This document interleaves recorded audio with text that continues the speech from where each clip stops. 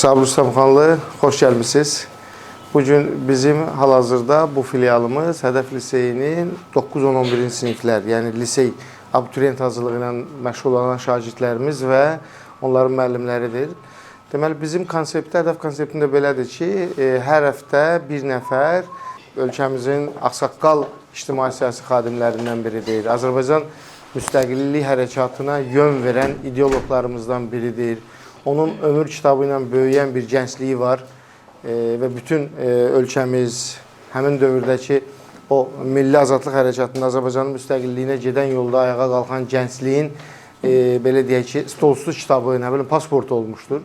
Sabir müəllim Azərbaycan dövlətinin qurulmasında 90-cı illərdə uzun müddət müəyyən vəzifələri daşımış, həm özünün düzdür, biz Sabir müəllimi daha çox yazıcı, şair, ictimai xadim kimi tanıyırıq, amma Sabir müəllim həm də bir siyasi partiyanın, Vətəndaş Həmrəyliyi Partiyasının sədri olaraq fəaliyyət göstərib, bir növ o tərəfdən də dövlətimizə, dövlətçiliyimizə dəstəyini göstərmiş olur. Sabir müəllim həmişə sevilən bir şair və yazıcımızdır. Sabir müəllimin əsərləri dünyanın bütün dillərində demək olar ki, tərcümə olunub. Sabir müəllim Türk dünyasının sevdalısıdır. Sabir müəllim ümumiyyətlə Azərbaycan ədəbiyyatının dövlətçiliyi ilə paralel yürüdən bir şəxsiyyətdir. Bu baxımdan həm sizlərin tanıması ki, siz tanıyırsınız, onsuz da kitablardan, əsərlərdən, dərsliklərdən. Amma belə canlı-canlı üzbəyüz olmaq, şəxsən sizin yaşınızda mən burada olsaydım, deyir o, mənə, sizə deyir, nətər deyirlər, pişiyim deyən, aslanım deyən mənə pişiyim desəydi, dünyanı çiynimi alardım. İndi eyni o İsmail Şıxlının sözü kimi, yəni sizin vaxtınızda mən Sabir müəllim kimi görkəmli bir şəxsiyyətlə bu kiçik məkanda təmasda olsaydım, şəxsən tamamilə fərqli yerlərdə ola bilərdim. İndi o demək ki, sizin üzərinizə çox böyük yük düşür və siz daha böyük məqamlara, məkanlara, ictimai həyatınızda uğurlara haqq eləyəcəksiniz. Mən əslində çox danışmayacağım. Uşaqlarımızın yəqin ki, Zülfiyə xanım, Zülfiyə xanım Sadıqova bu filialımızın direktorudur. Sizi qarşılayıb və onların təşəbbüsüdür məhz burada bunu keçirilməsi. Elvin müəllimlə tanış elədim, Sahil müəllimi bilirsiniz. Yaşar Zeynalov bu filialımızın direktor müavinidir. Qonaqlarımız var, qonaqlarımız da yəqin birazdan dəvət eləyərlər. Və sizi çox sevirlər. Çox önəmli məqamdır ki, bu təklif uşaqlardan gəlir. Çünki hər dəfə biz onlardan istəyirik, kimi çağıraq, kim gəlsin, kimi ilə görüşək, belə bir düşüncədə. Və bəzən düzdür, yaşlı nəsil və biz gənclərdən şikayət edirik, keçmişimizi unudurlar, oxumurlar, amma əmin olun ki, gələcək əmin əllərdədir. Yaxşı, milli təşəbbüsü, ruhu olan insanlar yetişir. Ona görə bizim proqramımız davam eləyəcək. Sonra sizin ürək sözləriniz, suallarınızın cavabı. Mən sizə, yəqin ki, özünüz hazırlaşmışsınız, indidən ipucu verim ki, mən sizin yerinizdə olsaydım, 90-cı illərlə bağlı çoxlu siyasi suallar verərdim. Mən sizin yerinizdə olsaydım, ümumiyyətlə, Sovet dövründə Azərbaycan mühiti haqqında suallarımı verərdim. Sabir müəllim indi söhbət eləyəndə dedi ki, mən ən böyük arzum müəllim olmaq idi və müəllimlik ruhu ilə yaşayırdım ki, həyat elə elədi ki, ədəbiyyat, mədəniyyət, ictimai proseslər onu almış oldu. Mən də cavabında dedim ki, Sabir müəllim, siz elə həmişə müəllimsiniz, çünki müəllimlik sözsüz yalnız auditoriyaya girib dəstəməklə deyil. O bir şeiri, bir misranı, bir sözü oxuyub həyatın dəyişirsə, ruhlanırsansa, motivasiya alırsansa, sabaha bir, belə deyək, inamın artırsa, elə bu ən böyük müəllimdir. Ona görə biz ən böyük müəllimimizi yaxşı bir alqışlarla alqışlayırıq.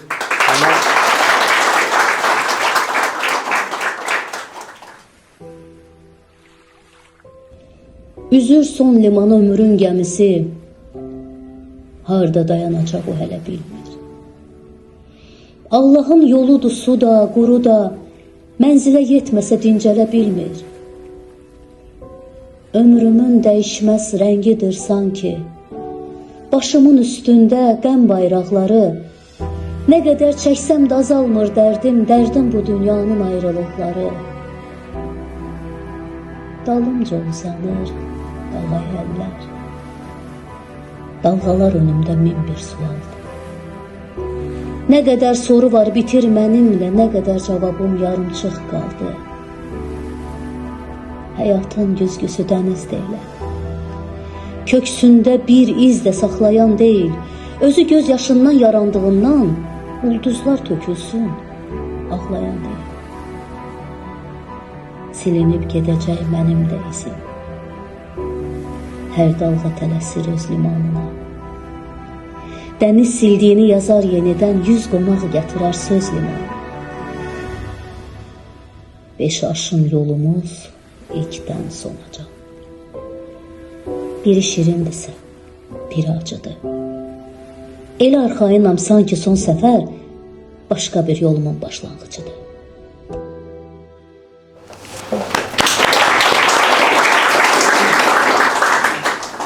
Salam, xoş gəlmisiniz.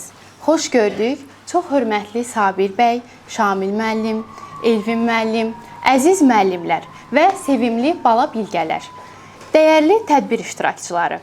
Bugün Hədəf Liseyi Azadlıq filialının qonağı xalq şairimiz, millət vəkili, azadlıq mübarizəsinin ən fəal öndərlərindən olan Sabir Rüstəmxanlıdır. Gəlin, əziz qonağımızı ürəkdən salamlayaq.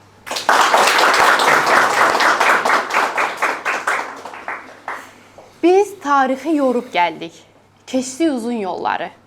3 qitəni qucaqladı türkün açıq qolları. Hər ocaqda işığımız, hər zirvədə qalamız. Biz Allahın balasıyıq, tarix bizim balamız. Həqiqəti deməkdən çəkinməyən, gənc yaşlarından meydanlarda yüz minlərlə insanın önünə çıxıb onları azadlıq mübarizəsinə səsləyən, yol göstərən, ruhlandıran qeyrətli vətən övladıdır. Çox tərəfli fəaliyyəti ilə indi də gənclərimizə nümunə ola biləcək dəyərli vətəndaşdır. Əziz qonağımız, bugün bu gənclərin içində sizdən ilham alan, fəaliyyətinizi araşdırıb kiçik bir təqdimat hazırlayan bala bilgəmiz var. Biz istərdik ki, 11-ci sinif bala bilgəsi Mirzəyev Uğuru səhnəyə dəvət edək. Uğur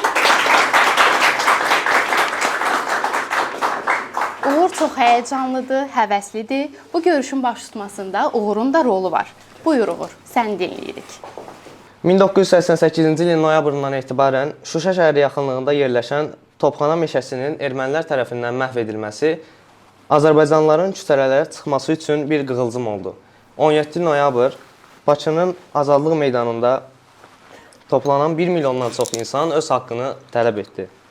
Xalq istəyirdi ki, ermənilərin bu təcavüzkar rəftarı dərhal dayandırılsın. Həmin mitinqlərdə xalqımızın səsi olmuş siyahılardan biri də məhz Sabir Rüstəmxanlı idi. O, fəallıqla mitinqlərdə iştirak edirdi və tribunalardan çıxış edən əsas səslərdən biri idi. İndi isə gəlin, meydan hərəkatından neytə alınmış Sabir Rüstəmxanlının çıxış etdiyi kadrların bir hissəsini izləyək. Tələblərimizin icra olunma müddəti İnsan bədəninin acıla tab gətirmək möhlətindən qat-qat uzundur. Sizsə mübarizəni davam etdirmək üçün sağ və salamat olmalısınız. Bütün meydanda toplaşanları bir daha ürəkdən salamlayıram. Xalqımızın ağlına, gücünə, qeyrətinə, birliyinə inanıram. Bütün sınavlardan başı uca, üzü ağ çıxacaq Azərbaycan xalqına eşq olsun. Mən istəyirəm ki, biz xalqımızın nəcibliyini, xalqımızın böyüklüyünü bir daha göstərək. Bir daha sübut eləyək ki, biz Azərbaycan xalqı, müdrik xalqı sözünü də, işini də bilir və ona görə də bizi heç bir əyri əllər, heç bir yad qüvvələr əyri yollara, təfriqiyyətə sövq edə bilməz. Xalqın mübarizəsi min illər boyu gəlir, 100 illər boyu gəlir. O mübarizə heç vaxt qurtarmayıb, heç vaxt da qurtarmayacaq. Biraz müdrik yanaşaq. Niyə sizə elə gəlir ki, hər hansı bir məsələ bu gün qoyuldu, həmin gündə həll olunacaq. Azərbaycan xalqı vuruşa gəlib, daim vuruşda olmuşuq, bundan sonra da mübarizə gələcək. Amma imkan verin, mübarizəni başa çatdırmaq üçün imkan verin. Düşünmək, daşınaq və bizim müəyyən dairələrdə verdiyimiz tələbləri qəbul elətdirə bilər. Və biz heç vaxt imkan verməliyik. Bu məclisdə, bu meydana toplaşan Azərbaycanlıların mənafiyə əlindən alınsın. Heç vaxt icazə, imkan verməliyik, onlara qarşı zor tətbiq olunsun. Kimin ürəyindən keçir qala bilər. Amma analar, bacılar, yorğun adamlar var. Sakitcə aralanır, xahiş edirəm, onlara yol verilmirlər də bizim bugünkü mitingimiz bağlı elan olur.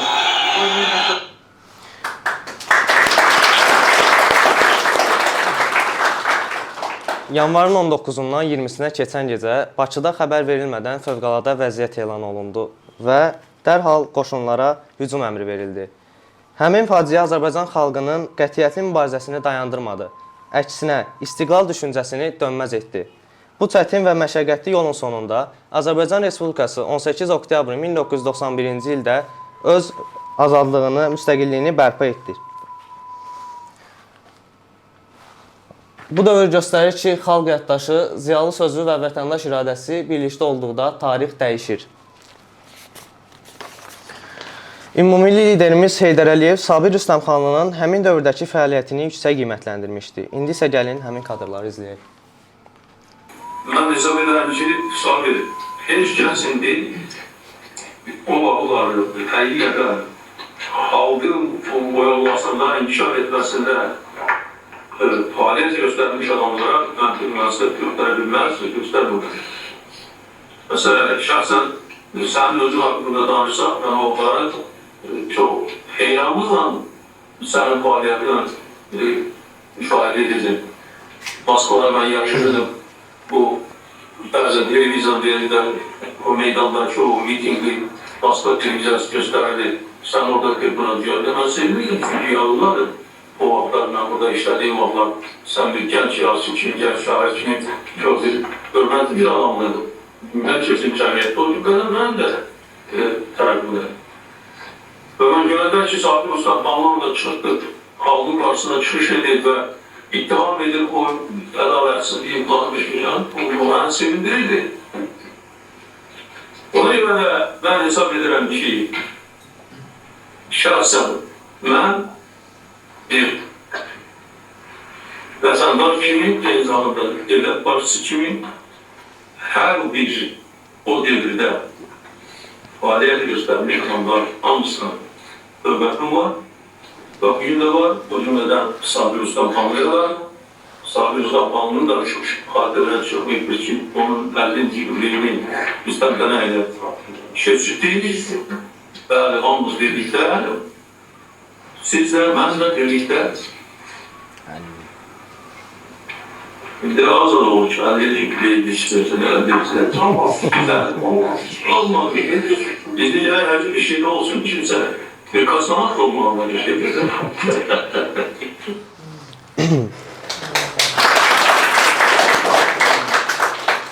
Sonda isə sizi Sabir Rüstəmxanlının Azadlıq dedim şeirini dinləməyə dəvət edirəm. Meydan, şərəf, ləyaqət, 100 illərin həsrəti, qaranlıq zindanlardan baş qaldırmaq cürəti, əzilmiş bir millətin dirilən cəsarəti, 100 illərlə boğulan sözə azadlıq dedim. Bu dağa, bu dənizə, düzə azadlıq dedim. Səsimiz yatanları oyatdı yuxusundan, ayırdı ayrılara əyilmək duyğusundan, sıyrıldı sürgünlərin ölümün qorxusundan, kişiliyə, mərdiyə, gücə azadlıq dedim. Düşmənlərdən alınan öcə azadlıq dedim. Qəddin düzəlsin vətən, başını qaldır ana, daha əsir olmarıq hər bəlaya, tufana, yayıldı gür səsimiz şahdağdan savalana, parçalanmış vətənə, yurda azadlıq dedim. Üstünə türkü gələn, burada azadlıq dedim. Qayıtsın dünya boyu yürüyən çağlarımız, elə şöhrət gətirən şanlı soraqlarımız, sovrulsun tarix külü, yansın ocaqlarımız, bu dənizə, bu gölə, çaya azadlıq dedim. Bayrağımdan atılmış aya azadlıq dedim.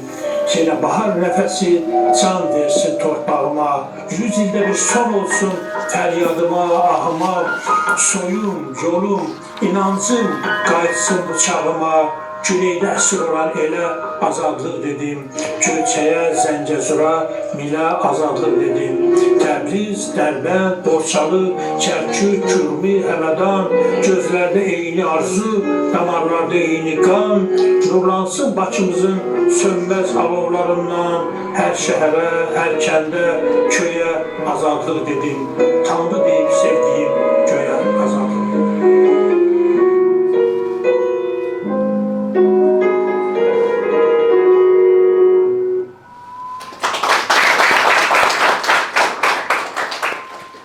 Fikirlərimi Sabir Rüstəmxanlının Difai Fədailləri kitabında qeyd etdiyi Əhməd Ağaoğlunun sözləri ilə tamamlayıram.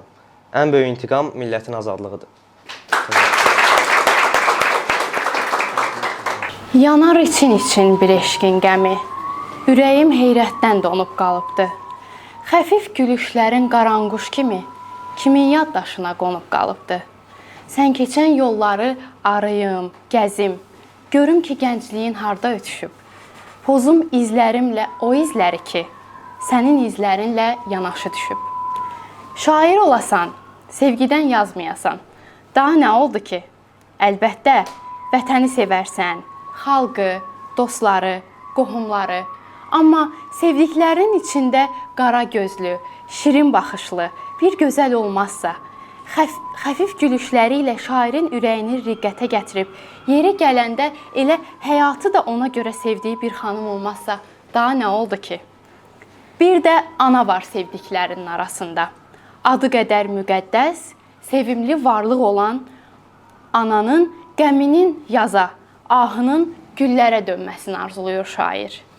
Təkcə analar ağlamasın, dünya yetimləşər ana ağlasa. Təkcə analar ağlamasın, zirvəmdir, qoymayın onu çən alsın. Al qumaş geysə də ona yaraşmaz, ananın paltarı sevincdən olsun. Olsun şair, tək ki anaların, bizim əziz xanımların göz yaşı sevincdən olsun. Şairlər Allahın sevimli bəndələridir. Onların hər gözəl arzusu təki Çin olsun. Əziz qonağımız, siz həm sözün gücü ilə xalqın ruhunu formalaşdıran bir şair, həm də siyasi mübarizənin önündə olan bir şəxs olmusunuz. Bugün bu tədbirdə sizin görüşünüzə həm müəllim, həm də şagird kollektivimiz qoşulub. Biz öncədən də planlaşdırdıq ki, bu görüş səmimi ortamda sual-cavab, xatirələrin bölüşülməsi və sair ətrafında baş tutsun. Ona görə də ilk sualla mən sizə müraciət etmək istərdim. Sabir müəllim, sizcə bir milləti ayaqda saxlayan daha güclü amil hansıdır? Söz, yoxsa əməl?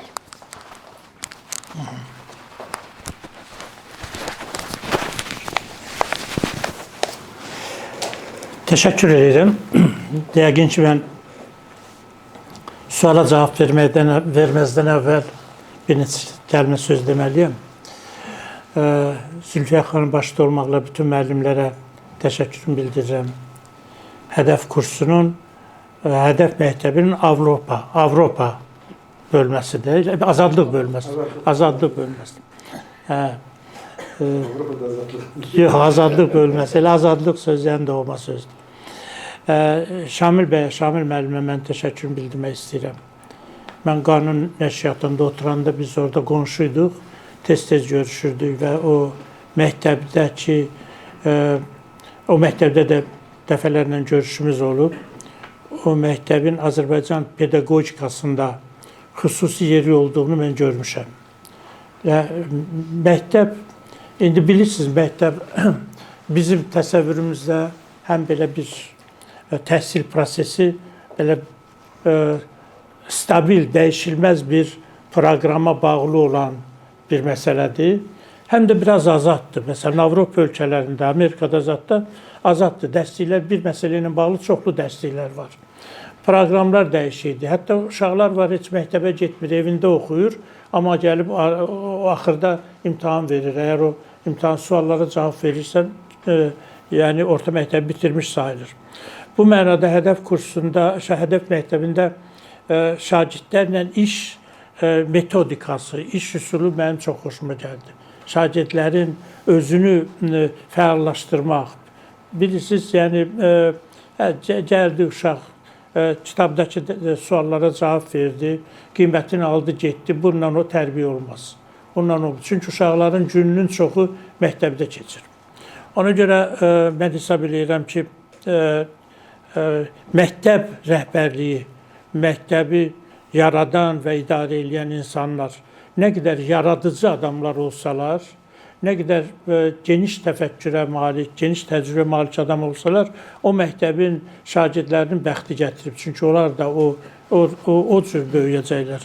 Şamil bəy bu cəhətdən yaradıcı bir adamdır. Həm deməli, dəstəklərin, ümumiyyətlə Azərbaycan pedaqoji işində çox fəal iştirak edən bizim dostumuzdur, özü də yazıcıdır, yaradıcıdır və bu cəhətdən Hədəf məktəbinin Azərbaycan təhsilində dediyim kimi böyük yeri var. Mən təşəkkür edirəm dəvət elədiyinizə görə. Bu əvvəldən göstərilən lent məni sizə düzün deyim, məni duyğulandırdı, biraz da həyəcanlandırdı. Çünki orada əvvələ seçilən şeir əvvəldən, o insan ömrünün sona yaxınlaşması ilə bağlı o şeir. Sonra meydandan və keçilən yola münasibət və meydandan olan kadrlar. Məsələn, o kadrların bir ikisi heç mən son vaxtlar görməmişəm. Görünür, haradasa var onların bəziləri. Onun tapıntısı. Amma deməli, indi çıxır üzrə bəziləri tapılır. Çünki o meydanı ancaq 26-cı ildən, belə 26 noyabrdan başladı televiziya çəkməyə. O vaxta kimi çəkiliş yox idi. Həvəskarlar çəkirdilər. Sonra da çəkilənlərə də subyektiv yanaşdılar. Məsələn, televiziyanın başına ayrı bir adam gəldi, məni sevməyən adamdır, yaxud qorxaq adamdır. O lentlərin hamısını oradan itirdilər, kəsdilər, doğradılar. Mən bu yaxınlarda ancaq Dövlət Təhlükəsizlik Komitəsinə məktub yazdım. Deməli, yazdım ki, o meydanla, yəqin sizdə var lentlər. O lentlər mənə lazımdır öz arxivim üçün və hər halda özümün keçdiyim yolla bağlı xahiş edirəm, onun mənə surətini çıxardıb verəsiniz. Mənə bir neçə illik kömək elədi, surətini çıxarıb verdilər, sağ olsunlar. Amma qalanları yoxdur. Bəlkə də Moskvada var, hamısını çəkirdilər. Heç çəkilməyən günü yoxdur, amma bizim əlimizdə yoxdur. Bu kadrlar da belə tapılmışsa maraqlıdır. Hərə bir parça tapır, bir yerdən çıxardır. Çox gözəl mətn yazılmışdı və yaxşı bir ardıcılıqla, peşəkarlıqla bir televiziya işçisi kimi hazırlanmışdı bu şeylər, bu girişdəki nə deyirlər, görüntü, klip deyirlər, video deyirlər, nə deyirlər. İndi fikirləşirəm ki, bu yaxınlarda mənim bir görüşüm olacaq. Bugün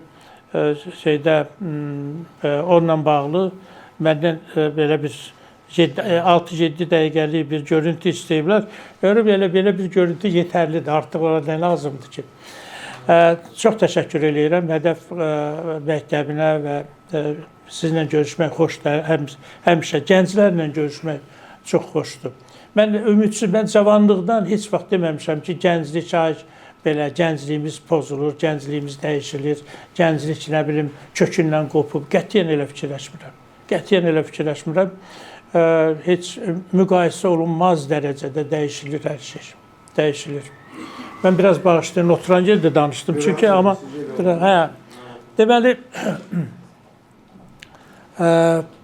söz əsasdır. Yoxsa əməl? Hə? Söz əsasdır, yoxsa əməl? Məncə sözsüz əməl olmur. Söz əməlin başda. Buna dini cəhətdən yanaşmaq olar. Bütün dini kitablarda da, Quranda da deyir. Allah bateriya deyil, sən ona toxuna bilməzsən. O necədir, haradadır, bu boyda varlıq varsa, onu bir deyir, yaradanı varsa, o nədir? O əslində elə oldu. O, onu deyəndir. O, ideyanın müəllifidir. O ideya olmasa əməl də olmazdı. Ona görə də mən hesab edirəm ki, sözlə əməl bir-birini tamamlayır. Həm də şairlərin işi, mənim işim sözdür, amma əməldən də qaçmamışıq. Biz Bakıya gələndə mən 60-cı illərin əvvəlləri Bakıya gələndə, Bakıda demək olar ki, şəhər bizim dilimizdə danışmırdı. Şəhər rus dilində danışırdı. Şəhər elə bil ki, yad elə düşmüsən. Bir ilk şeirlərimdən biri belə idi ki, Bakı, məni yad sözlərlə dindirirsən, məni Bakı. Məni yaban, yad gözlərlə seyr edirsən. Nə bilim, şöhrətimin zirvəsindən bu günün nəydə indirirsən, yəni bu rəzalətinə də təxminən belə idi. Və avtobuslara binəndə, küçədə, orada, burada biz ata sözü eşitmirdik. mama, papa falan belə idi. Mən bir dəfə zarafatda dedim ki, əslində metroya minəndə mən 8 kilometrdə yaşayırdım. Oradan gələndə balaca uşağım da, oğlum, qızım 132-də oxuyurdular. Onları gətirəndə, bunlar orada metroda, ay ata belə oldu, ay ana belə oldu. Gördüm metroda oturanlar bizə təəccüblə, uşaqları təəccüblə baxırlar. Necə, burada ata-ana deyən də var, sən demə. Və dedim ki, bizim uşaqların ata-ana deməyindən öyrəşdi bu şəhər ata-ana deməyi. O kənddən gələn, o rayondan gələn adamların öz ana dilində danışması ilə, ondan uşağına ata-ana deməyi öyrətməsi ilə bu şəhərdə yavaş-yavaş öyrəşdi. Kosmopolit, özünü bəyənməyən, ondan sonra rayondan gələnlərə çuşqa deyən, erməniyə, rusa qardaş deyən, brat deyən, amma belə bir şəhər idi. Belə bir gətirib doldurmuşdular bura. Neftə görə axışıb Rusiyadan da gəlmişdi. Dünyanın hər yerindən onun ağqvardiyaçısı, Rusiyaya xəyanət eləyənləri xaricdən bura daşımışdılar. Yəni belə bir şəhərdir. Amma gözümüzün qabağında dəyişildi. Tamam ayrı bir zümrə yetişdi. 20-ci ildə o müharibədə 44 gündə düşməni diz çöktürən və bizim bayrağımızı o zirvələrə sancan bir nəsil yetişdi. Ona görə kim Azərbaycanın gələcəyindən nigarandırsa, cavanlarımıza belə ümidsiz baxırsa yanılır. Çox. Mən dünyanı gəzmişəm və dünyanın bütün qitələrdə, hətta Avstraliyada, Sidney və Canberra, Melbourne, o şəhərlər və orada belə Azərbaycanlı uşaqlar gəliblər görüşümüzə. Orada universitetdə oxuyanlar gedib orada çıxıblar. 20 minə yaxın Azərbaycanlı var, gediblər, hansı yollarla orada işləyənlər var. Bunlar oxuyurlar dünyanın ən gözəl universitetlərindən. Amerikada, nə bilim, atom energetikası, kibernetika, ondan sonra bu bilgisayar, kompüterdən, hamısı hər yerdə oxuyan uşaqlarımız var. Düzdür, maaş az olduğuna görə çoxu bura qayıdıb gələ bilmir. Amma zaman keçəcək, gələcəklər. Orada da olsa, orada da bizim başımız ucaldanlar var. Ona millət istedadlı millətdir, amma baxır ona hansı biliyi verirsən və ona hansı mədəniyyəti, hansı tərbiyəni verirsən. O çox önəmlidir və ona görə də mən sizin məktəbinizin bu mənada böyük rolunu belə yüksək qiymətləndirirəm. Mənim fikrim belədir. Buyurun. Çox sağ olun, təşəkkür edirik. Hörmətli tədbir iştirakçıları, sizin də sual və ya xoş sözlərinizi eşitmək istərdik. Torpaqlarımız azad olduqca sizin o dövrdə, siz və sizin kimi fədailərin o dövrdə bizə əslində hansı mesajları ötürdüyünüzü dərk elədik. Və bilirəm, sizə ən böyük qiyməti xalqınız verib, ümumi liderimiz verib və biz də onların ardıcıllarıyıq. Mən bilirəm ki, siz uzun müddət ictimai, siyasi sferadasınız və mütləq bu yollar sizdən nələrisə alıb, nələrisə verib, bizlə bölüşə biləcəyiniz nüanslar varsa, belə sevərək dinləyərdik. Mən Azərbaycanın ən ucqar rayonunda, Yardımlı, İranla sərhəddə, Bakıya gəlib gedəndə mümkün deyil, gələ icazə alıydın. Sərhəddə, Səlyanda bir məntəqə qoymuşdular, Biləsuvarla Səlyan arası. Gedib gəlmək mümkün deyil. Bakıya gələnlər bir də ata-anasının yanına qayıtmağa çətinlik çəkirdi. Belə bir yerdən gəlmişəm, amma Bakıda universitetə girəndə birinci dəfə, deməli, 70, mən əvvəl şərqşünaslığa girmişdim, o vaxt yüksək qiyməti aldığıma görə. Sonra dedim, yox, mən yazıcı olacağım, mən qayıdıram yenə filologiyaya. Gəldim girəndə 75 nəfərlik böyük bir auditoriyadır. Baxdım belə, təbii ki, bunların içində ən belə solğun, ən kasıb geyinmiş, ən belə Bakını da o qədər yaxşı tanımayan, mənəm hələ yanvar zadına ilk təqaüdümüzə qədər pencək belə, yox köynəklə gəzəm, belə bir vəziyyətdə. Amma auditoriya belə baxdım, fikirləşdim ki, o kənddən gəlmiş oğlan, özümə müraciət eləyirəm. Sən yarım ildən sonra burada göstərəcəksən ki, sən bunların hamısından yaxşı oxuyursan. Sən bunların hamısından güclüsən. Və doğrudan da yarım ildən sonra mənim şəklim artıq fakültənin şərəf lövhəsində idi. İlin sonunda universitetin şərəf lövhəsində idi. Ona görə insan və evdən də çıxanda demişdim, mənə pul zad göndərməyib. Mən elə birinci kursdan başladım. Əvvəl kitabxanada getdim, köməkçi, sonra getdim Azər kitabın kitab ambarında fəhlə düzəltdim. Birinci kursum Azər kitabım. Tale elə gətirdi ki, sonra mən 91-ci ildə vaxtı ikən fəhlə işlədiyim o Azər kitabda o nazir oldum, komitənin sədri oldum. Sonra onu elədiyi nazirlik. Və ilk o əmrin verilən gün getdiyim yer o kitab mağazası oldu. Getdim, oradakı görün mənim vaxtı ikən işlədiyim adamlardan qalan var, yoxdur, az adam qalmışdı. Amma hər halda onlara dedim ki, mən həyatıma tələbə ikən burada fəhləlikdən başlamışam. Yəni o cür insan özündə o iradəni tapanda hər şey eləyə bilir. Sonra gəldi, 4-cü kursda oxuyanda Şamil müəllimə danışırdım. Yenə rayona ata-anam deyir ki, axı bir illik kursu qutaranlar da gəlib müəllim işləyir. Sən nə edirsən 5 il oxuyub? Gəl, ondan sonra falan çıxıb getmək istədim. Talih elə gətirdi ki, birdən ədəbiyyat gəzisində tələbə olaraq işə düzəldim və orada başladım. 10 il ədəbiyyat gəzisində şöbə müdürü oldum, tənqid şöbəsinin müdürü, kino, teatr, incəsənət şöbə, müxtəlif şöbələrdə. Nəysə. Və o mən Azərbaycanın bütün ziyalılarını tanıdım. Orada işləyə-işləyə bütün o vaxt SSR-nin respublikalarını gəzdim. Nə bilim, bizim ədəbiyyat günlərində müxtəlif çıxışlar və özüm də bir cavan şair kimi qoşuldum o yola.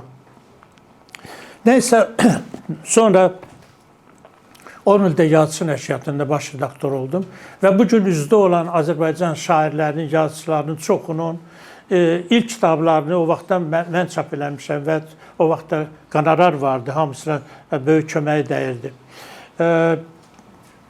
Yazıçı nəşriyyatında işləyəndə və elə o şeydə işləyəndə, Gənclik ədəbiyyat gəzisində mənim ilk kitabım çap olundu. Birinci kitabım xəbər deməli, tanımaq istəsən ki, mən tanımaq istəyirsə bu şeyləri oxuyun. İkinci kitabım Sevgim Sevincim, üçüncü kitabım Xəbər gözləyirəm. Xəbər gözləyirəm artıq bu bir çağırışıdır. O kitabı oxuyanda Bəxtiyar Vahabzadə müəllim olmuşdu. Mənə zəng vurdu, dedi ki, bizə gələ bilərsən? Dedim, gələrəm. Getdim, dedi ki, sənin bu kitabın məni dəli eləyib. Dedim, niyə? Deyir ki, mən bilirsən, neçə ildir gözləyirəm, günün birində mənim qapımın zəngi çalınacaq, açacam, mənə deyəcəklər ki, bu xaraba dağıldı, yəni SSR dağıldı. Sən bunu yazmışsan, xəbər gözləyirəm, bir gün bu sərhədlər açılacaq, vətən birləşəcək, bunu yazmışsan. Bu, deməli, ilk belə o siyasi mənada ilk bir şey adı. Bəxtiyar müəllim də o şeir, o kitaba sonra İnqilab istərəm, yeni İnqilab, belə bir şeir yazmışdı. Sonra 4-cü kitabım gəldi, Gəncə qapısı, Gəncə adı yasaq idi hələ onda. Sonra Sağ ol ana dilim, onda da burada o şeir var, deməli,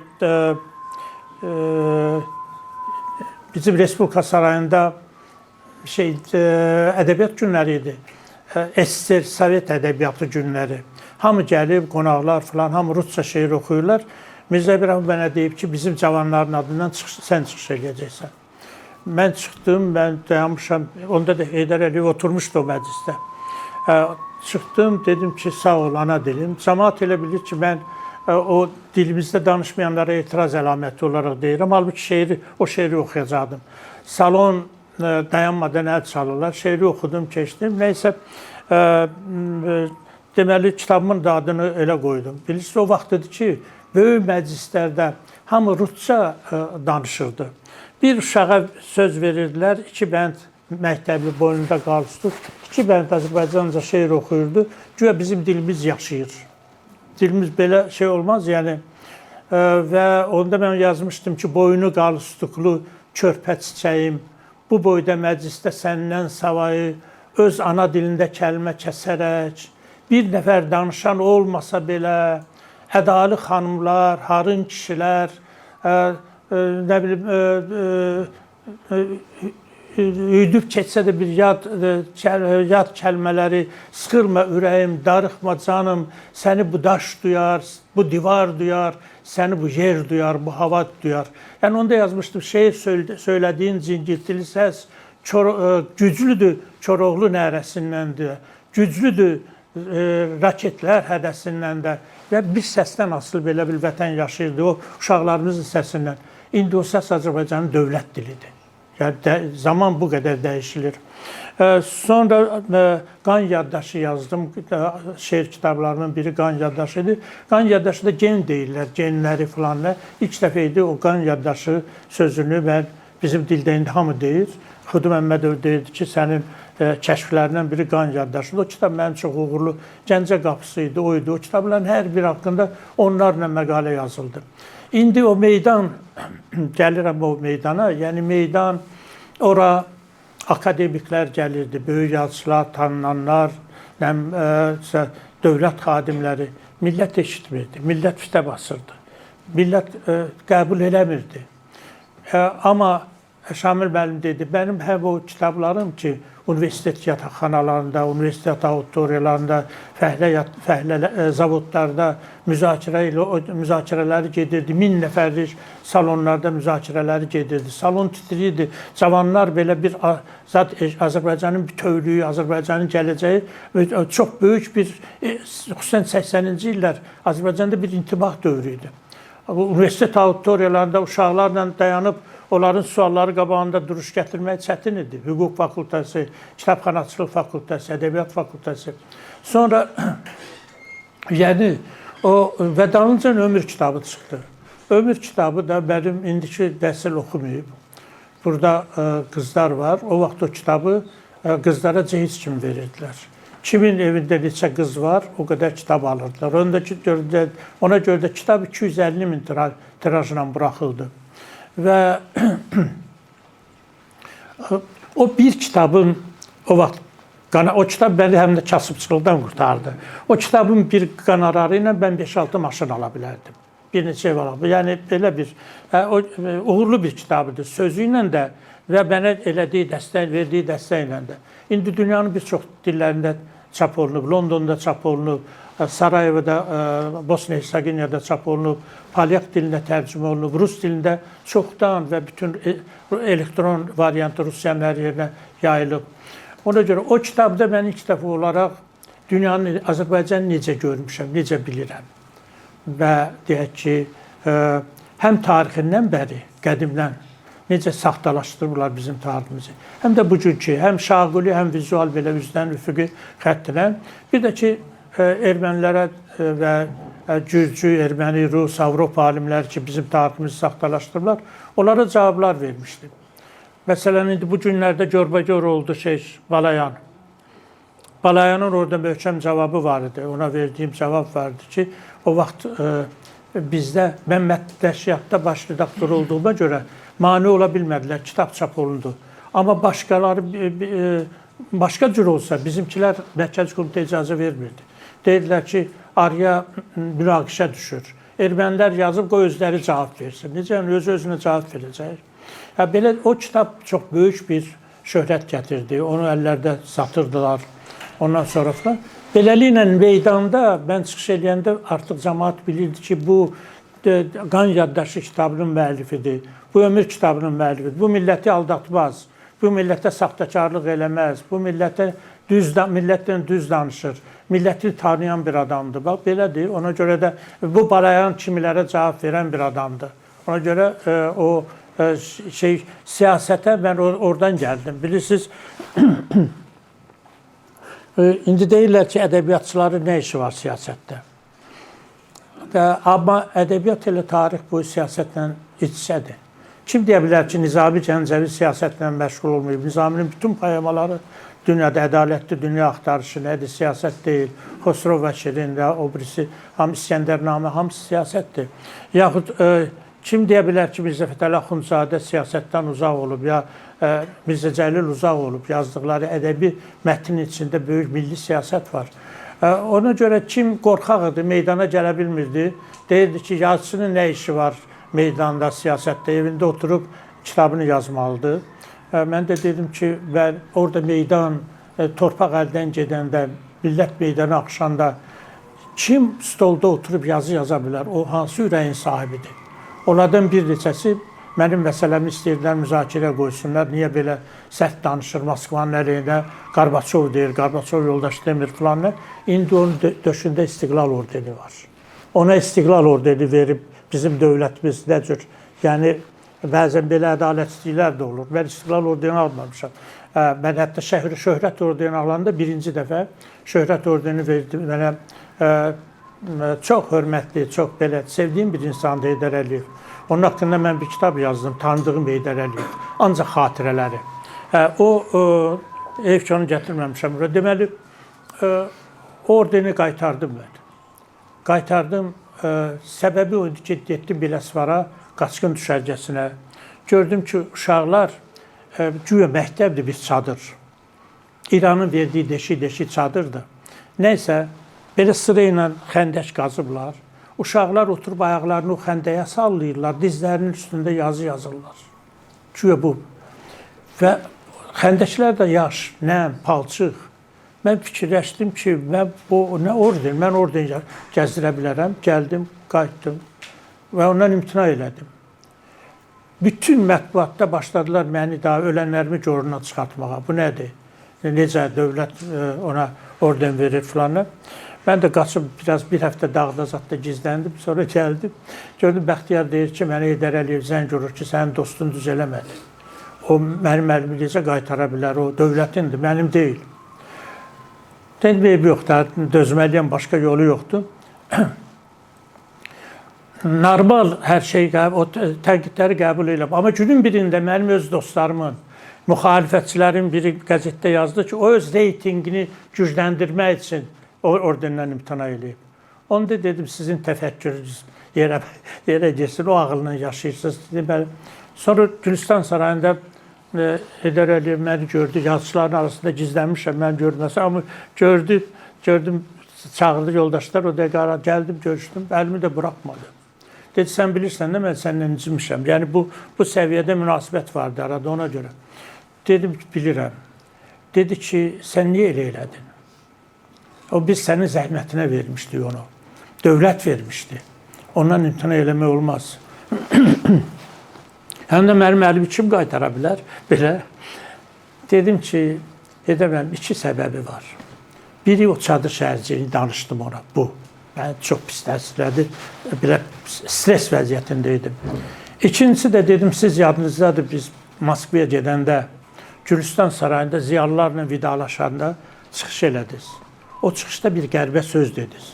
Dediniz ki, məni bir şey narahat edir. Bizim millət niyə əyilməyə, boyun əyməyə, assimilyasiyaya, başqasının qulu olmağa, başqasının dilində danışmağa, indi də bu da Rus gedib, İngilis gəlib.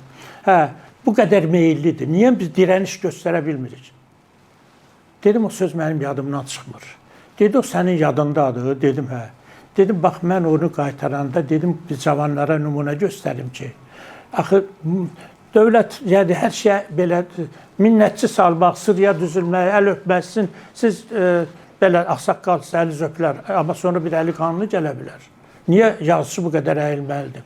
Belə mənə baxdı, gördü ki, mən düz deyirəm, geri də çəkilmədim, ürəyimdən keçəni dedim. Dedi ki, tamam, mən səni başa düşdüm, narahat olma. O sözdən sonra bu günə qədər iqtidar mətbuatı, Respublika mətbuatında bir kəlmə mənim haqqımda o məsələ ilə bağlı bir dənə tənqid söz. Nə cür onun mənim səmimi olduğumu gördü və sonra da dəfələrlə görüşdük dəfələrlə. Ona görə də biz çox xarici səfərlərə zada bir yerdə gedirdik. Belə bir epizod deyim. Bir dəfə Çində axırda dedim, mən yazıçılarla bir məclisdə oturub yemək yeyirik. Təyyarə oturub geri qayıdacaq. Gəldi, oturdu. Hamı durdu. Çox gözəl görüşlər keçirilib. Bunun sağlığına falan. Axırda dedi, Sabir, sənin səsin gəlmir. Dedim, valla, Heydər bəy, sizin haqqınızda o qədər gözəl sözlər deyirlər. Mən onlardan başqa bir şey deyə bilmərəm. Onlardan daha yaxşı. Hər halda dedi, sözünü dedi. Dedim, bilirsiniz, onların dediyini unutacaqsınız günün birində. Amma mənim dediyimi unutmayacaqsınız. Dedim ki, mən sizin rəsmi nümayəndə heyətindəyəm də 4 nəfərik. Xarici İşlər Naziri mən, bir də bir nəfər. Dedim, mən bu Çin boyda ölkənin baş naziri ilə söhbətinizə qulaq asdım. O boyda dövlət məmurları ilə qulaq asdım danışıqlarınıza. Və onda fikirləşdim ki, Allah sizi yaradılmış 1 milyard 500 milyon əhalisi olan Çini idarə edəsiniz. Hindistanı idarə edəsiniz. Amerikanı idarə edəsiniz. Siz də gəlib düşmüşsünüz 9 milyonluq Azərbaycana. Sizə belə balacalıq eləyir. Nəysə, Elə dedi ki, mən indi əgər düzünü desəm, mən o barədə çox fikirləşmişəm. Mən doğrudan öz imkanlarımı yaxşı bilirəm deyir. Amma indi mən onu etiraf eləmirəm, sonra gedib deyəcəksəm, mən müstəqilliyə qarşı olmuşam. Yox. Amma mən Qarbaçovun yerində olsam, mən hissini Çin kimi eləyərdim. Bir partiyalı sistem, amma iqtisadiyyata azadlıq verərdim və böyük inkişaf olardı. Böyük bir yerdə respublikalara biraz azadlıq verərdi. Falan belə. Neysə, gördüm ki, yəni doğrudan onun o imkanları, sonra təyyarədə çağırdı, zarafata deyir ki, sən deyirsən, mən bu 9 milyon Azərbaycanı idarə eləyə bilmirəm. Dedim, yox, vallahi o məndə demədim. Bilirsiniz, Azərbaycanın yəni bu cür böyük bir şəxsiyyət. Zaman keçdikcə adam o adamların böyüklüyünü daha yaxşı hiss edir. Dəfələrlə imkan olub ki, məni gedib pis qələmə veriblər. Ondan sonra nə bilim, bizim partiya məsələn seçkilərə gedib. Günün birinci yarısında saat 11-də 13% yığmışıq. İkinci yarısında kimlərsə tapşırıb endiriblər onu aşağı. Birdən bu baxıb ki, bəs bu gündüz saat 11%-də hara gəlib? Deyiblər, bəs filan kəs belə tapşırdı. Deyib, gedin ona deyin, öz işi ilə məşğul olsun. Necə var, o cür bərpa eləyir filan. Yəni, ömrü boyu bu cür münasibətlər olub. Ədəbiyyatın qədrini biliblər. Bu mənada mən hesab edirəm ki, siyasət, mən 30 il Milli Məclisdə olmuşam. 30 ildə Milli Məclisdə mən 2000 səhifəyə yaxın çıxışım var, stenoqram. Əlbəttə, ixtisar olunan yerləri də var, gündəlik təsdiqi filan. Amma o 2000 səhifənin bir cümləsindən də imtina eləmərəm, çünki mənim millətimə sevgi ilə deyilmiş sözlərdir. İndi çoxuz yəqin o kliplərdə görmüşsünüz. Ramiz Mehdiyev, zaten qılıncının dalı qabağı kəsən vaxtda hamı susur, buna heç kim bir söz deyə bilmir. Bu da gedir, yatır, elə ki bunun haqqında bir söz deyilir, gəlir orada oturur. Ben ona dedim, sən kimsən? Dedim, sən siz dağıtmışsınız nazir olun. Dedim, mən dağıtmamışam. Mən nazirdə bir dənə səhifim olub. Sənin bir saxta kitabını çap eləmişəm. Ondan başqa mənim səhifim olmayıb. Və o oturdu, quzu kimi qulaq astı. Nə qədər çalışdı. Elə ona görə deyirdim. Gedirdi hər dəfə Heydər Əliyevin qulağını doldururdu ki, bu belədir, bu belə danışır, bu müxalifətçidir, bu kəskin danışır bizim əlimizdə. O da deyirdi, sən gedir öz işi ilə məşğul ol. Belədir. Yəni, insan özünə inananda, düzgün olanda, ədalətli olanda, böhtan atmayanda, dövlətini və millətinin qədrini biləndə, istəyir müxalifətçi ol, istəyir iqtidar ol, o həmişə ucada olacaq. O qədər iqtidarda olan adamlar var ki, saxtakarlıq eləyirlər. Rüşvət, əyirlik, ondan sonra, nə bilim, orada prezident, hər şey qalır prezidentin ötəsində. Sən işini, sənə nazirliyi veriblər, ged nazir ol da, işini bil, idarə elədi onu. Hər şey, bütün günahlar oradan gəlir ki, adamlar bilmirlər öz işini. Mən indi bir nazirliklə uzun müddət bir şeyi müzakirə eləyirdik. Və bu çırpınır, görürüm, eləyə bilmir, həll eləyə bilmir. Sonra gördüm ki, bunun günahı yoxdur. Bu adam o işi bilmir. Bilmir, bu hardansa gərək bunu öyrənsin. Ona görə də işini bilən adamlar lazımdır bu ölkəyə. Və cavanlarımız yetişib ora gəlməlidirlər. Mən çox uzun danışdım. Mən hesab eləyirəm ki, ədəbiyyat adamı olmağın, həm də ədəbiyyatçılar siyasətə gəlməyinin ziyanı yoxdur.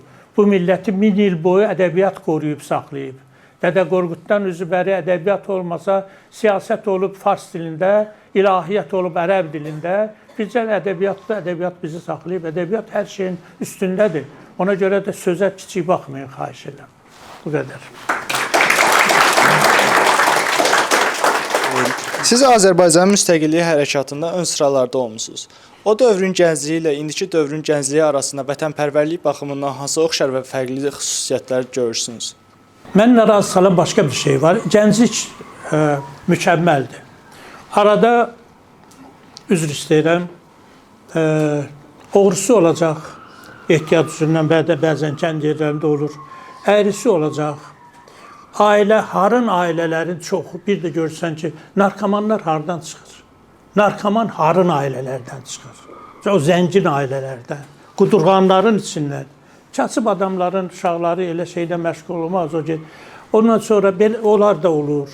Ondan sonra nə bilim, belə o gedib divarları yazan uşaqlar da olur. Bu cür olacaq. Amma küll alında Azərbaycanın gözəl bir gəncliyi var. Gözəl bir gəncliyi var. Ona görə mən naümid deyiləm. Siz də özünüzü çox belə tam güvənli hiss eləməlisiniz ki, bəli, biz Azərbaycanın sabahı bizim çiynimizdədir. Gedib sən otur, mən deməli bir şeylə, epizodlar da olur da. Space kanalına məni çağırmışdılar. Dedilər ki, cavanları bir 50 nəfər tələbə çağırıblar. Sizlə şagird, sizlə cavanlar da tələbə şagird, sizlə görüşdürəcəyik kanalda birbaşa veriliş gedir. Bunlar mənə suallar verirlər. Gördüm suallar bəsit suallardır. Bir səsi belə də oradan-buradan götürüblər, müəllimlər yazıblar üçün özü bilmir uşaq. Sonra dedim burada dayanın, televiziyada canlı gedir. Burada siz televiziyasınızı bilirsiniz, canlı gedir, saxlamaq olmaz. Dedim, indi mənim sizə bir sualım var. İndi onu bu auditoriya vermirəm, çünki istəmirəm, pərt olasınız. Dedim, müasir Azərbaycan ədəbiyyatının hansı kitabı oxuyubsunuz? Son vaxtlar. Gördüm, susur. Televiziya göstərir bunu. Dedim, yaxşı. Adlarını çəkirəm. Mirzə İbrahimov, İsmail Işıqlı, İsa Muğanla, ondan sonra nədir? Sabir Əhmədli, Anar, Elçin filan da. Sonra şairlər Bəxtiyar Vahabzadə, Məmməd Araz Üzübəri deyirəm. Səs çıxmır. Biri bizdə də pıçıldadı, ona da nə bilim ömür kitabı qulağında qalmış. Dedim, oxumamısan, ilbi adını eşitmişsən filanı. Biri dedi, biz xarici ədəbiyyatı oxuyuruq. Dedim, yaxşı, hansı xarici ədəbiyyat? Bir nəfər dedi, Faraonu oxumuşuq. Dedim, Faraon filmi çəkilib, onu mən tərcümə elətdirmişəm. Bəlkə filmə baxmısan, amma onu oxuya bilməzsən sən. O hələ deyək ki, ortada yoxdur. Gördüm ki, və orada incimin, sizə aidiyyəti yoxdur. Onda dedim, bilirsiniz nə var?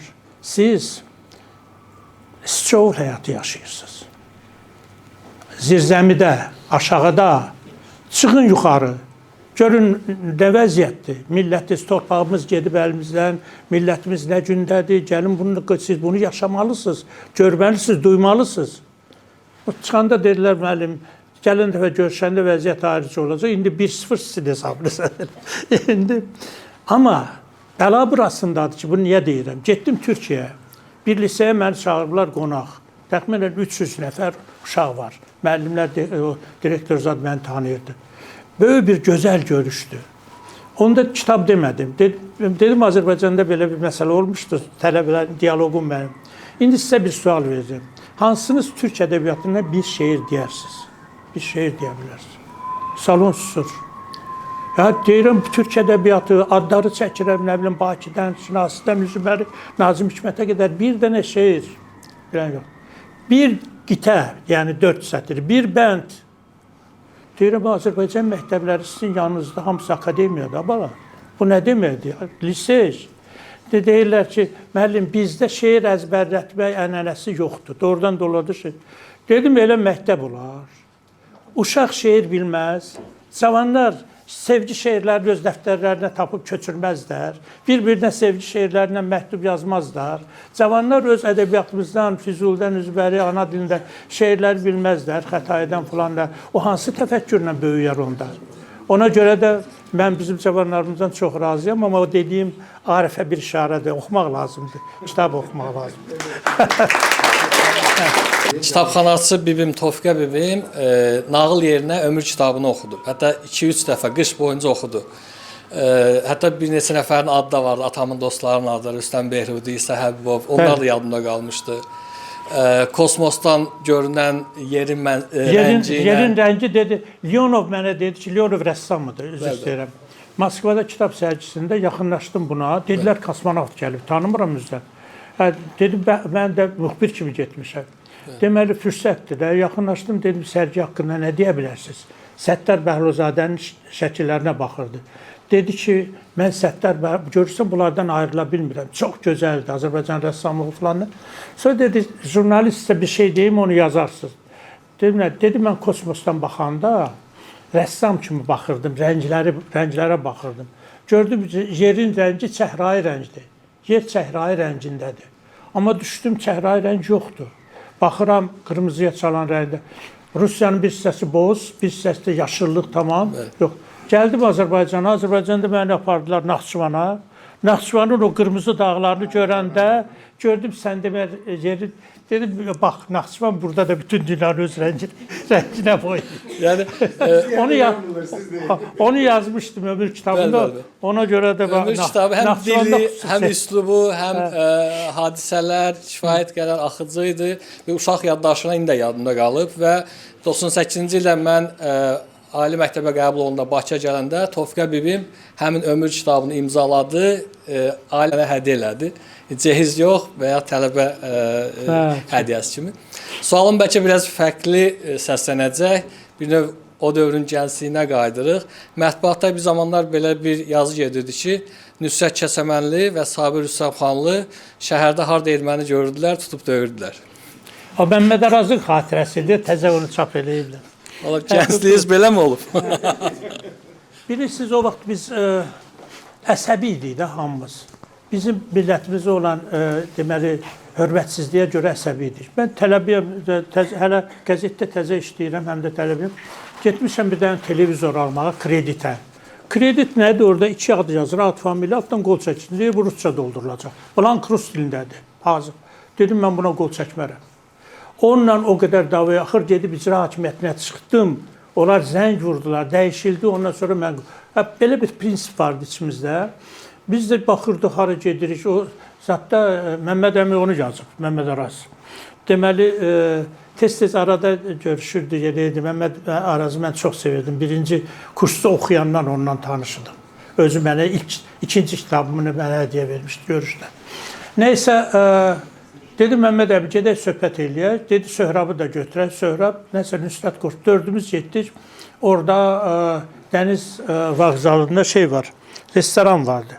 Girdik restorana. Restoranda baxırıq ki, musiqi, bir dənə Azərbaycan musiqi getdi. Dalınca Rus musiqisi, erməni musiqisi, erməni Dağlıq Qarabağdan zatdan gələn görünür. El paltoda zatda ermənilər düşüblər, ortada oynayırlar, eləyirlər. Mən durdum o çalanlara dedim ki, burada nə qədər kənar musiqi çalacaqsınız?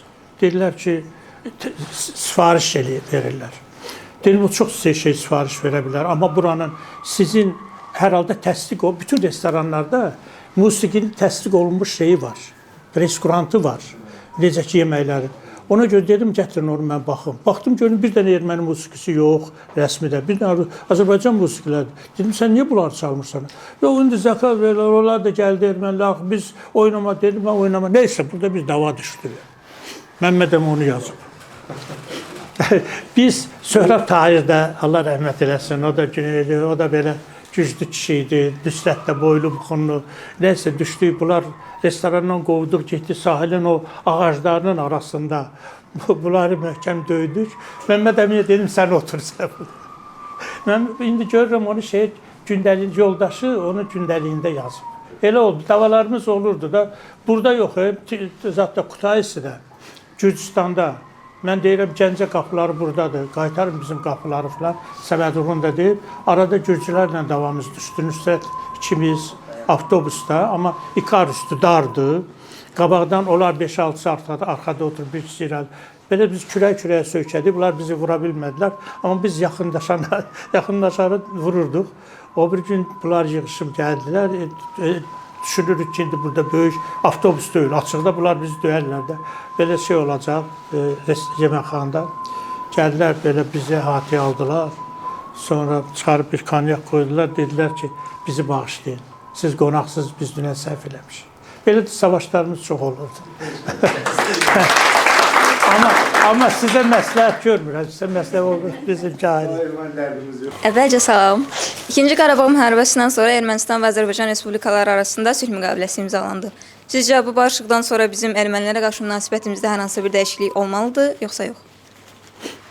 Millətlər arasında, yoxsa? Erməni millətinə qarşı münasibətimiz necə olmalıdır?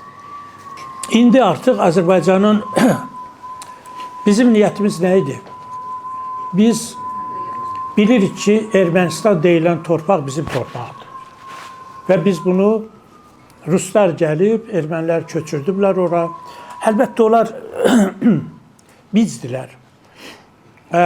Onlar hər zaman gəlib türklərin arasında bizim yaşadığımız yerlərdə belə yaxşı yerlərdən pulla alıb orada kilsələr, zadlar tikiblər. Bu barədə bizim tarixçilərimizin yaxşı araşdırmaları var. Eçmiədzində orada-burada onlar kilsələr tikmişdilər, amma erməni az yaşayırdı.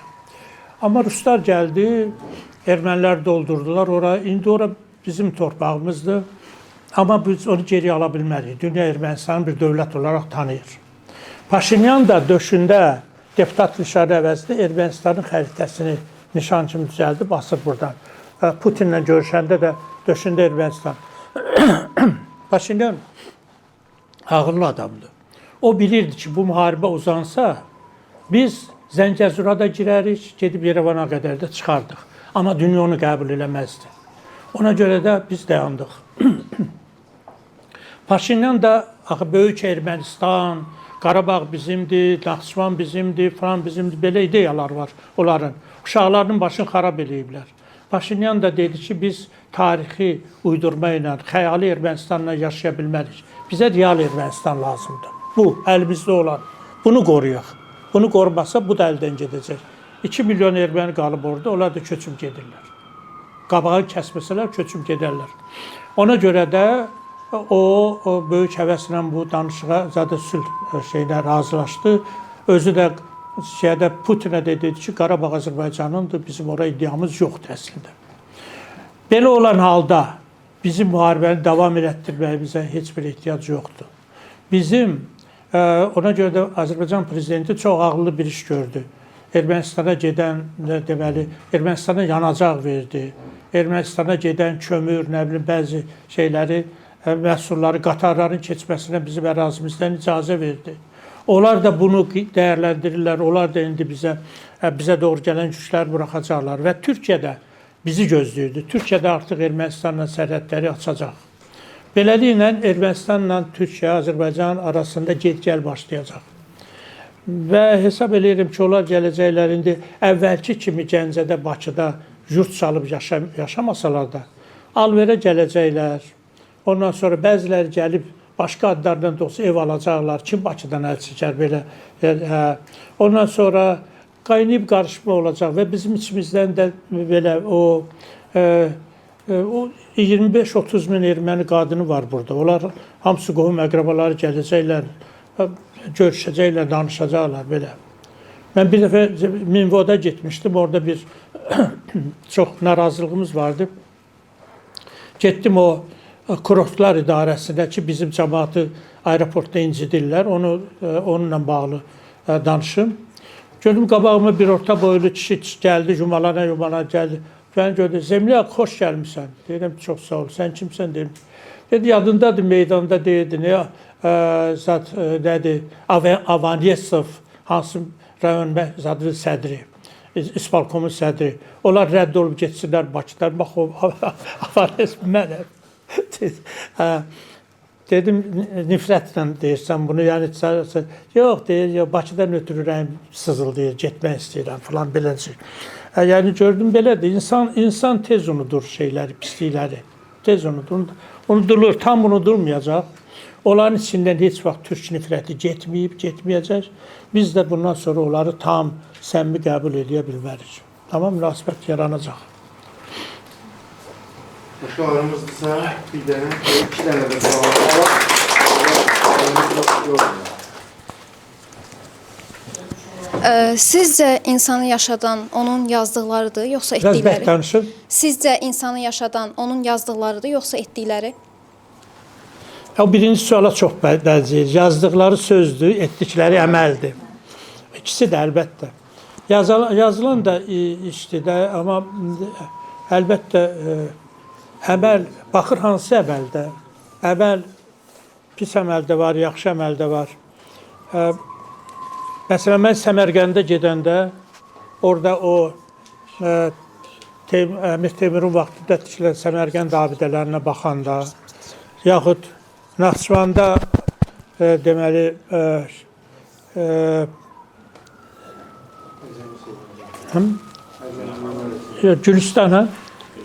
Gülüstan, bir də İmküseyir var, sonra var. Naxçıvanın içində abidələri görəndə Özü Naxçıvan abidələri üslubca ona bənzəyir. Naxçıvan abidələri Səmərqənd abidələrindən daha əvvəldir. Səmərqəndə də Qarabağlılar türbəsi var. Sonra içəridəki Möminə Xatun türbəsi var. Səmərqəndin ilk abidələrini Əli adlı Təbrizli bir usta tikib, başlayıb. Şeyx Zindədə. Üslublar o çaşıdan filanla eynidir bir türk dünyasında. Bu əməldir, 1000 ildir o qalır da orada. Belə əməl də var. Ya indi Sovet dövründə burada tikilən 5 mərtəbələr də var, dağılıb gedir.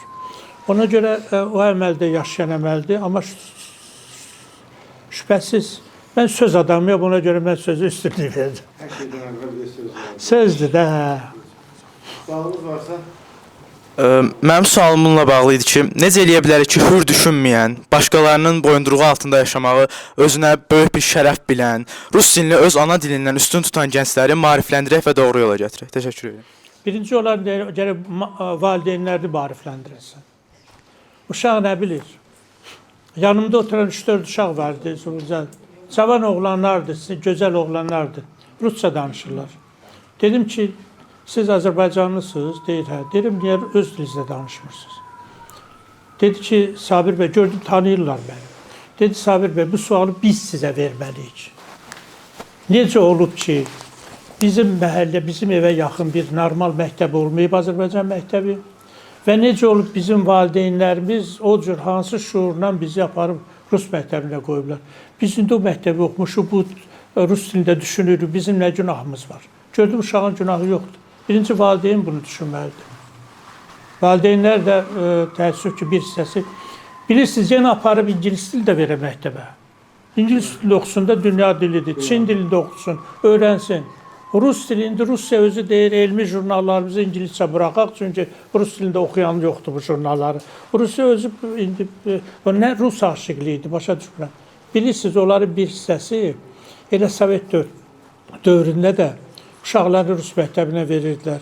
Onlar deyir ki, onların bəziləri deyir ki, siz özdə niyə türk deyirsiniz? Mən türkəm, özümə türk deyirəm də.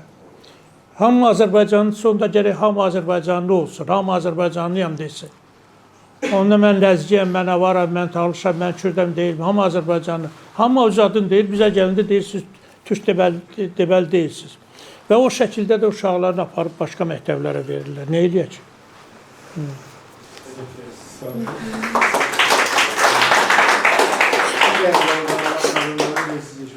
Hə. Sonra sen benden bir şey istiyorsun. Yok, şey değil, problem değil. Sen orada seni sakla. Uşaqlardan varsa besinlər və sonra... Hər birəmiz, deyil. Hoş gəlmişsiniz. Sağ ol. Mən belə bir sualım var. Belə bir anda, belə deyək, yaşamısınızmı? Bir qərar verməlisiniz. Şair olaraq qəlbinizlə, yoxsa siyasətçi olaraq ağlınızla vermişsiniz. Yəni, elə bir situasiyanız olubmu? 100 dəfə. Seçim eləmək həmişə çətindir. Və insanın ömründə bir neçə çox böyük seçim olur. Birinci məsələn, orta məktəbin axırına yaxın, orta məktəbi qurtarında sənət seçimidir. Hər an hansını seçim. Uşaqlar var ki, hamısını yaxşı, riyaziyyat da yaxşı bilir, ədəbiyyat da yaxşı bilir, biologiyanı da yaxşı bilir. Seçim eləmək çətindir. Orada gərək əlbəttə onun yaxınları, ağsaqqallar filanla kömək eləsinlər. Bizdə öz daxili intuisiyası. Mənim də həyatımda olub, mən əvvəl riyaziyyatçı olmaq istəyirdim. Sonra şərqşünaslıq gəldi. Sonra ikinci sevəndə, ətrafında yaxşı bacarıqlı oğlanların ətrafında həmişə 5-6 qız olur. Yaxşı gözəl xanımların ətrafında həmişə 5-6 oğlan olur. Soranlar hansına rəyini verəcək. Belə də cavanlığın gözəlliyidir. Ben sağla biraz böyle yön verin de. O kızlar olanda şahit duygusu, yoksa siyasi duyguyla geldi. Yox, o ürək duyğusu ilə. Ürəyə qulaq asmışam mən həmişə. Çünki ağlın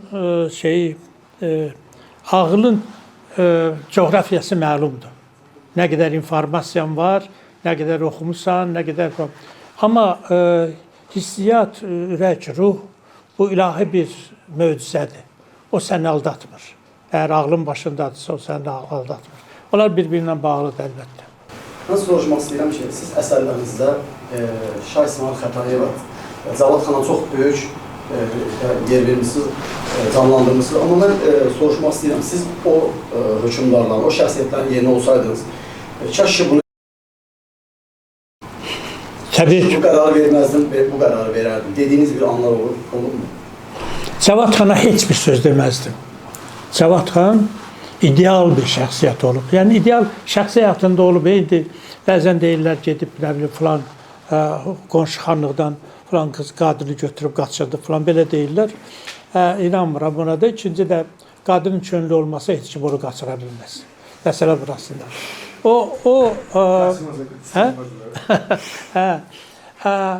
Amma Şah İsmail Xətai ilə bağlı içimizdə biraz Şah İsmail Xətai dəhşətli dərəcə böyük tarixi şəxsiyyətdir.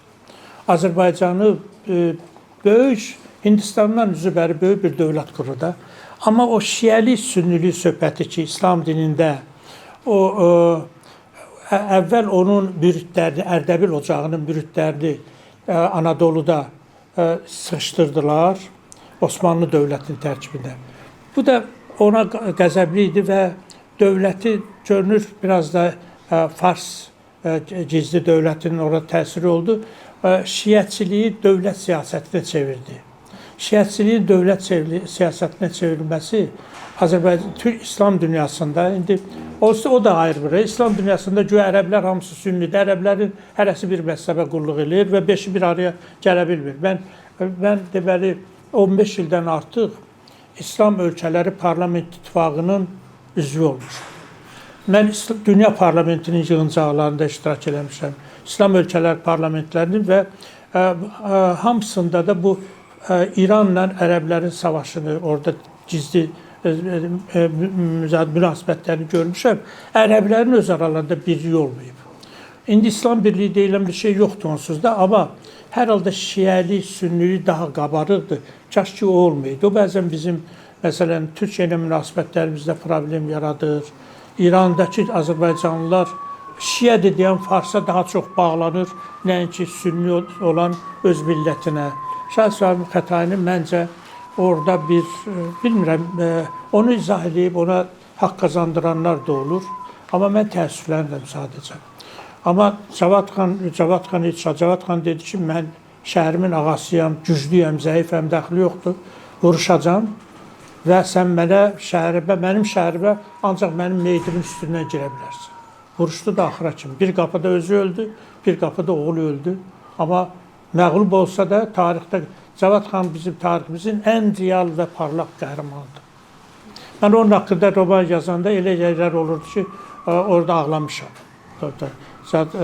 Ölüm zirvəsini yazanda da orada. Bir də məsələn burada mənim Hadi haqqında, Məhəmməd Hadi haqqında romanım var, Şair və Şər. Şairlər ömrü boyu şərlə mübarizədədir. Bizim də ömrümüz şərlə mübarizədə keçdi. Bunun da elə yerləri olub, heç nə bir neçə söz deyib, belə ürəkdən gələn. Onu yazanda görmüşəm, əlimdəki zaten kompüterdə barmaqlarını titrəyir. İnsan özü yaşayır öz yazdıqlarını. Bir dənə cavan oğlan ver, onunla da bağlayırıq. Sarı mənlə yaxşı bir şeir eşidirik. Onu yekunlaşdırıq. Çox Əvvəla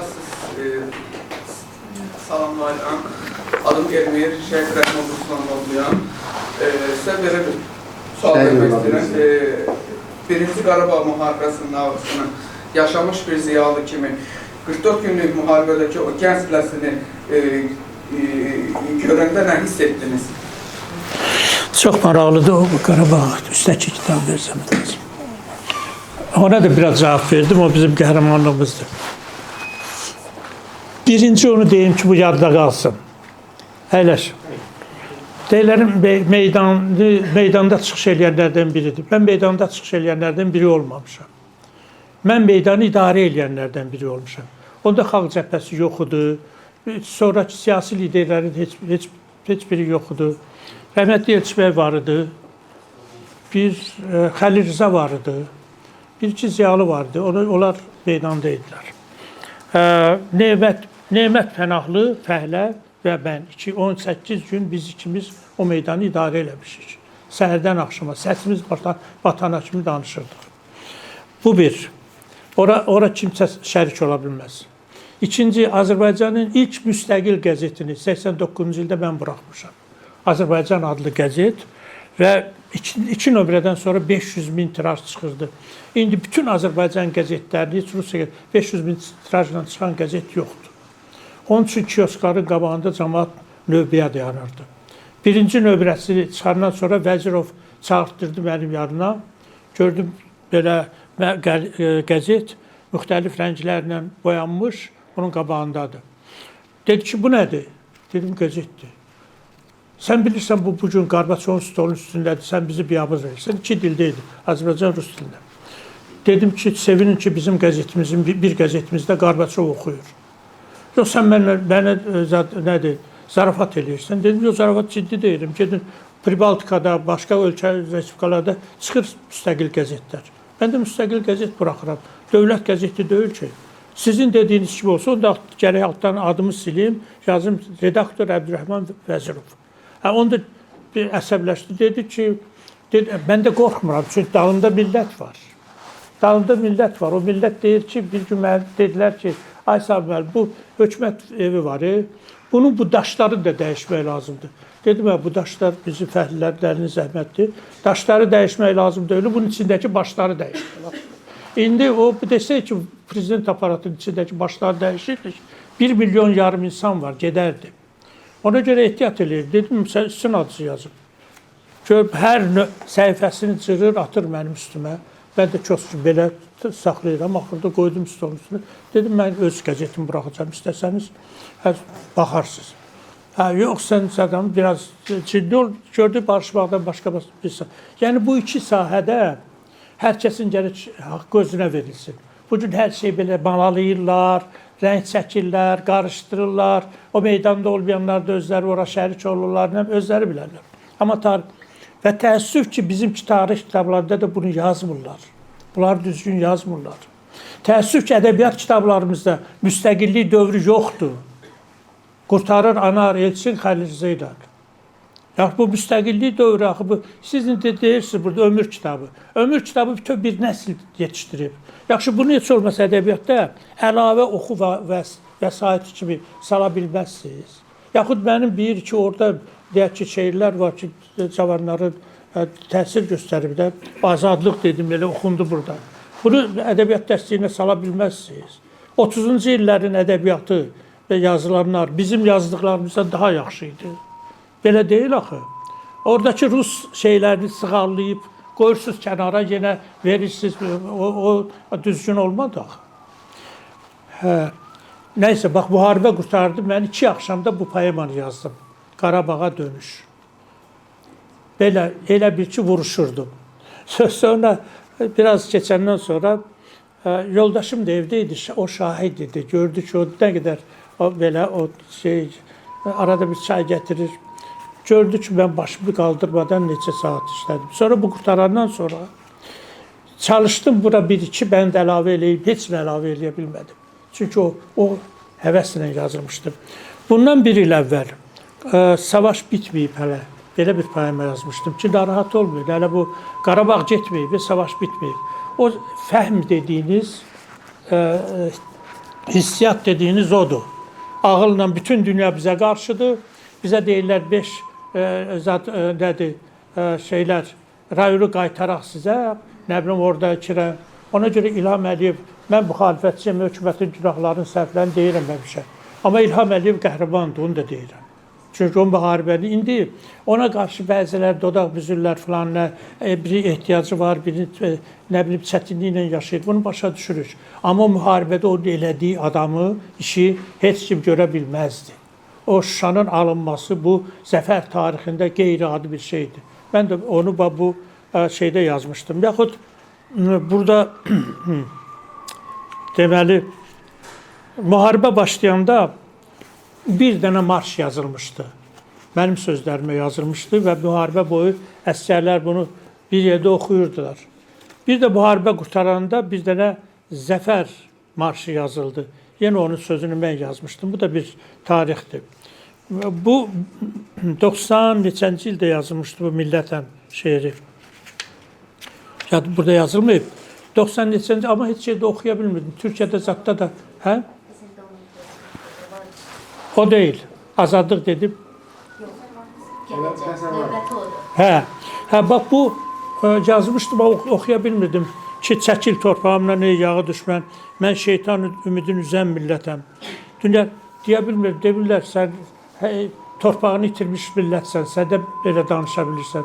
Amma sonra gəldi, tarix necə hər şey yerinə qoydu. Bir şair üçün bundan böyük xoşbəxtçilik ola bilməz əslində. Bir 13 ildir publisistikadır, ömür kitabıdır və başqa vətəndaşların əlifbası da var, milli talihimiz və biz var. Bu sənin xalqındır, hamısı bir yerdədir.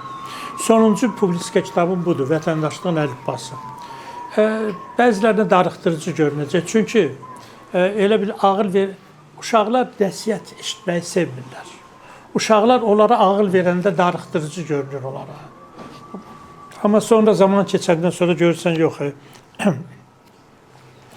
Burada A-dan başlayaraq Azərbaycan, azadlıq və axırda ədalət, türk tarixi, türk dünyası və Turan, musiqi, gələcəyə çağırış, son söz əvəz. Belə bir kitabdır. Bu mənim son kitablarından biridir, amma axırıncı 15 ciddi idi. Mən istəyərəm uşaqlar mənim olduğuna görə yox. O şey ki, mən bu yaşıma qədər görmüşəm, bilirəm, toplamışam. Onları siz nə vaxt oxuyacaqsınız? Vaxt olacaq, olmayacaq. Ona görə bir kitabı oxuyanda onların çoxu ilə adam tanış olur. Məsələn, burada belə bir bölmə var, görüm. Atalar, oğullar, adımız, soyadımız, atalar, oğullar. Dünyanın böyük insanlarının oğullarına nəsihəti nə deyiblər? Dünyada böyük sərvət sahibləri, karvan çəkməz xəzinələri. Amma övladlarına nə deyiblər, nə yazıblar? Bu maraqlıdır da, gərək bunu oxuyasan. Yaxud indi bizim bayrağımızda bir 8 cuşəli ulduz var da, 8 cuşə. Biri deyir, cənnətin 8 qapısıdır, biri deyirlər. Nədir bu? Ben bir Amerikan tarixçisi var, onun kitabını oxuyanda gördüm ki, orada 8 oxlu belə bir işarə var, 8 cuşəli. Onun altından yazıb ki, qədim Şumer dilində bu Tengri deməkdir. Tengri, Tanrı, dünyanın ən qədim sözlərindən biri deyirlər, uzun ölkələrində Tanrı qalıb. Sən demə bu 8 cuşəli ulduz qədimdə, dünyanın ən qədim dili olan Şumerdə Yaradanın onu işarə edir. Amma bizim millətin gücünə bax. O Tengri sözü yadından çıxıb, Allah da gəlib, başqa adlar da gəlib. Amma o Tanrı sözünü saxlayıb. Xalçaların ortasında göl deyirlər, 8 cuşəlidir. Bütün binalarda 8 cuşəli naxışlar var. Və bizim böyüklərimizdə onu, o zatdan 100 ildən 100 ilə keçən o naxışı gətiriblər bizim bayrağımıza. Yəni bu yaradandır, bu Tanrıdır. Zaten yazdığı, farsların ərəbcə yazdığı Allah sözü deyildi. Bu o uzun dövrdən gələn sözdür. Ona görə də bu şeylər, bu kitabda onlar da var. Bəziləri məsələn bilmirlər, bilməmək günah deyil, amma öyrənməmək günahdır. Mən sizə uğurlar arzulayıram, hamınıza. Mən uşaqlarımızla qürur duyuram, sevinirəm. Öz nəvələrim də öz onların arasında. Nəvələrimdən biri Almaniyada oxuyur. O oxuyur, həm də işləyir. Ben görürəm ki, belə ağlı başındadır da uşaqlar. Hamısı yeni nəsil gəlir. Və arxayın olasınız ki, Azərbaycan bugün sıxıntılarımız var. Bunlar keçib gedəcək. Və biz 60 milyonluq bir xalqın bir parçasıyıq. Bugün İranda savaş gedir. Təəssüf ki, orada bizimkilərin hələ bu dəfədə bir öz haqlarını qazanmaq imkanı olmayıb, bəlkə də olacaq. Ona görə bilin ki, belə bir xalqın nümayəndə 60 milyon Fransadan böyüdür, İspaniyadan böyüdür, İtaliyadan böyükdür, Böyük Britaniyadan böyüdür. Normal dövlət qursa böyük bir xalqın övladlarıyıq. Bunu düşünərək gələcəyi qurmaq lazımdır, gələcəyə hazırlaşmaq lazımdır. Sağ olun.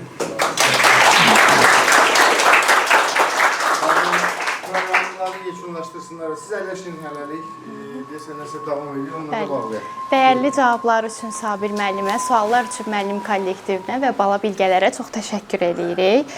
Dəyərli qonaqlar, biz bugün sadəcə görüş keçirmədik. Biz sözün gücünü bir daha xatırladıq. Biz bugün təkcə dinləmədik. Öyrəndik ki, sözlə də tarix yazmaq mümkündür. Çəkil torpağımdan, ey yağı düşmən. Mən şeytan ümidin üzən millətəm. Dünyanı üstümə qaldırdın, yetər. Dünyanın dərdinə dözən millətəm. Mənim yoluma bax, əzəldən haqdır. Haqqı gücsüz bilib, gülmək günahdır. Cəzanı çəkməyin, gələcək cəzanı çəkməyin vaxtı hesabı axırda kəsən millətəm. Poeziyamızda öz imzası ilə seçilən vətənpərvər sənətkarımıza, millətinin ləyaqətli oğluna bol can sağlığı, ürəyinə hərarət, qələminə bərəkət arzuluyuruq. Dünya durduqca yaşayın, yaradın. Tanrı sizi qorusun. Çox sağ olun.